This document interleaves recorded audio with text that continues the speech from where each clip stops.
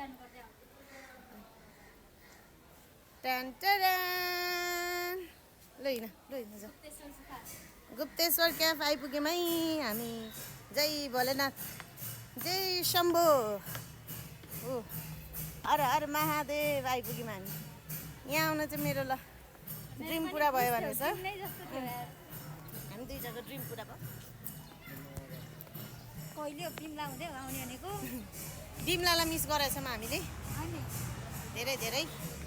ton ton कति रमाइलो हुन्थ्यो त्यहाँको भए म त यो सिँढी देखेर कस्तो जानु मन परिरहेको थियो आमा आउने हुन्न नि अब सिडी कहाँ उल्किन सक्नुहुन्छ त नि आमा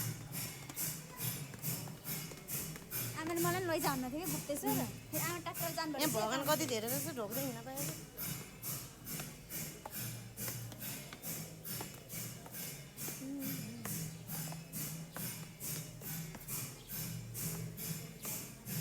नसक्नु त रहेछ आमालाई ल्याएको भयो नि